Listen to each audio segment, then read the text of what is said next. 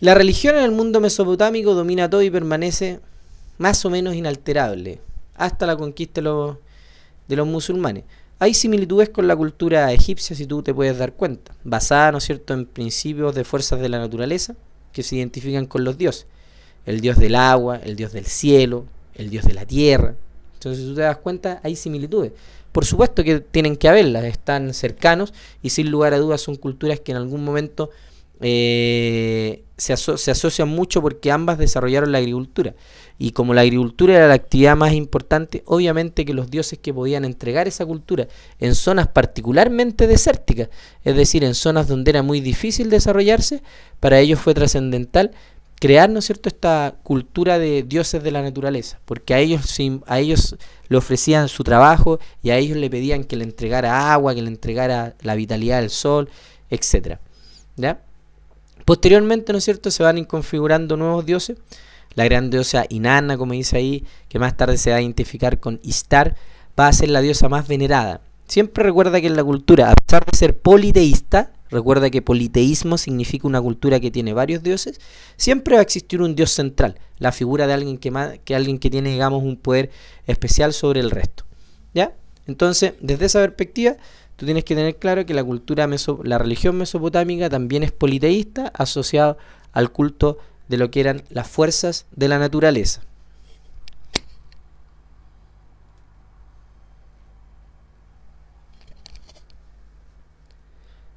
Desde el punto de vista social, las ciudades dentro de Mesopotamia están aglomeradas en ciudades-estado. Esto significa, cuando tú hablas de una ciudad-estado, hablas de una ciudad que es independiente, que es autónoma, y están gobernadas por un monarca que dirige el ejército dentro de cada una de esas ciudades. Estos son momentos de la historia muy belicosos, es decir, momentos en los cuales la guerra es normal, es natural, se hace muy continua a raíz de que no están determinados los territorios y todos quieren, digamos, obtener la mayor cantidad de riqueza. Por ese motivo, ¿no es cierto?, es que existen importantes ritos religiosos que se van desarrollando dentro de estas culturas, junto a los sacerdotes y que dirigen todo lo que es el tema de la justicia y todo eso. Es decir, los monarcas tuvieron un rol importante, no solo a cargo del ejército, sino que de la justicia y los ritos religiosos. Hay dos tipos de nobleza, una nobleza cortesana y la nobleza empleada. La nobleza cortesana es la que está asociada a los monarcas más importantes y la nobleza empleada son los que realizan la función administrativa dentro de las ciudades. ¿Ya? También hay escribas, los que manejan la escritura, un grupo muy importante porque recuerda que ellos tenían un tipo de escritura, por lo tanto quien manejaba la escritura era quien en definitiva tenía poder porque podía descifrar todos los códigos y todo lo que se generaba. Había una clase urbana importante, mercaderes eran pequeños comerciantes y artesanos.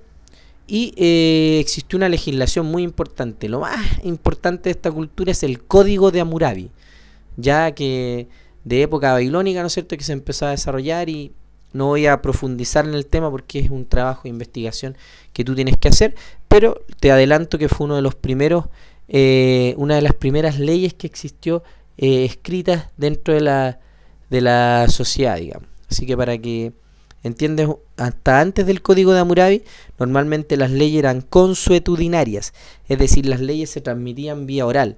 En cambio, después del Código de Hammurabi, la mayoría de las culturas asumen, ¿no es cierto?, que las leyes hay que escribirlas para que puedan ser entendidas y sabidas por todos.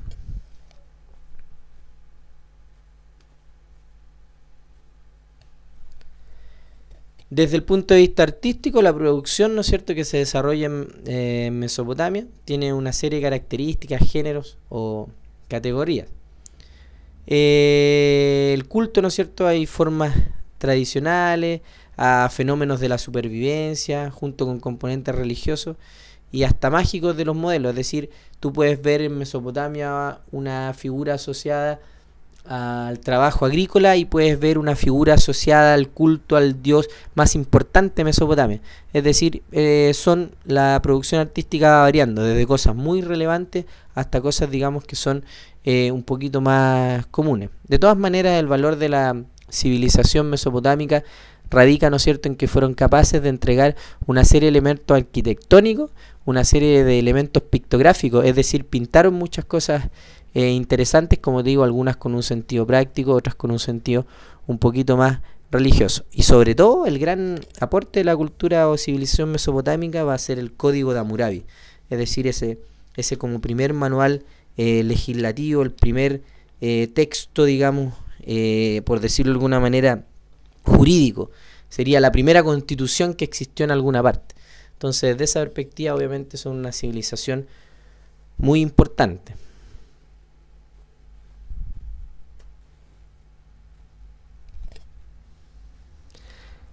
La imagen que tenemos aquí para ir terminando esta segunda unidad de tercero medio está asociada a estas grandes civilizaciones que existieron.